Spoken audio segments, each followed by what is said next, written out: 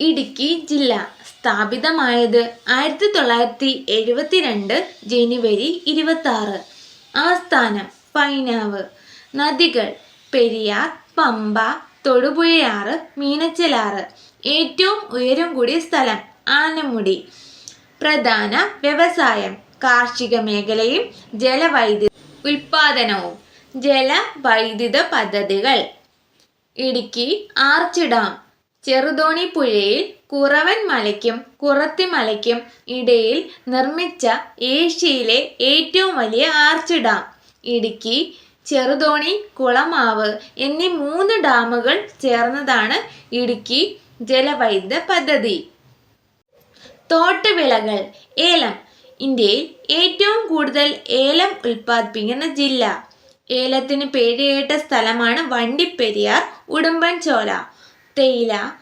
മൂന്നാർ, വാഗമൺ, പീരുമേട് പ്രദേശങ്ങളിൽ തേയിലത്തോട്ടങ്ങൾ പ്രശസ്തമാണ്. കാപ്പി, കുരുമുളക്, ഗ്രാമ്പു എന്നിവയും കൃഷി ചെയ്യുന്നു. വന്യജീവി സങ്കേതങ്ങൾ. വിസ്തീർണത്തിൽ വലിയൊരു ഭാഗവും വനമായതിനാൽ ഇടുക്കിയിൽ നിരവധി വന്യജീവി സങ്കേതങ്ങളുണ്ട്.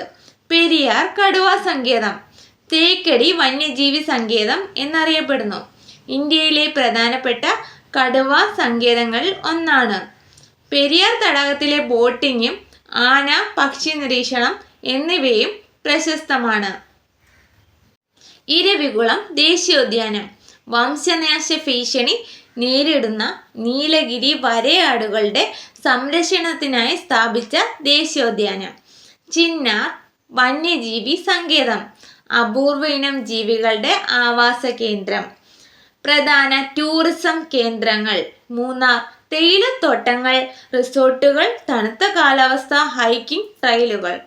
തേക്കടി വന്യജീവി സങ്കേതമാണ്. ബോട്ടിംഗ്, സുഗന്ധവ്യഞ്ജന തോട്ടങ്ങൾ എന്നിവയ്ക്ക് പ്രശസ്തം. രാമയ്ക്കൽ മേട് മനോഹരമായ കാറ്റാടിപ്പാടം ഇവിടെയുണ്ട്. പരുന്തുംപാറ പീരുമേട്ടിലെ പ്രശസ്തമായ ഒരു വ്യൂ പോയിന്റ്. പാറക്കെട്ടുകൾ പരുന്തിന്റെ ആകൃതിയിലാണ്. വാഗമൺ മൊട്ടക്കുന്നുകളും പൈൻ വനങ്ങളും പാരാഗ്ലൈഡിങ്ങിന് പ്രശസ്തം. തോപ്രാംകുടി മലഞ്ചരക്ക് വ്യാപാരത്തിന് പേരുകേട്ട പട്ടണം. പീരുമേട് തേയില, സുഗന്ധവ്യഞ്ജനത്തോട്ടങ്ങൾ, പച്ചപ്പ് നിറഞ്ഞ കുന്നിൻ പ്രദേശങ്ങൾ.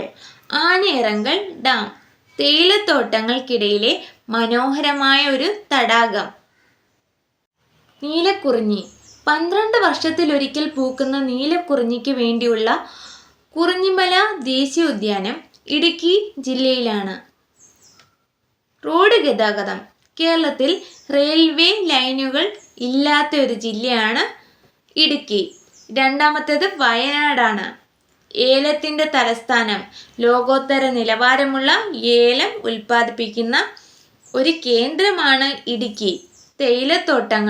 തേയിലത്തോട്ടങ്ങൾ മൂന്നാർ, വാഗമൺ, പീരുമേട് മേഖലയിലെ തേയിലത്തോട്ടങ്ങൾ ടൂറിസത്തിനും കാർഷിക സമ്പദ് വ്യവസ്ഥയ്ക്കും നിർണായക പങ്ക് വഹിക്കുന്നു.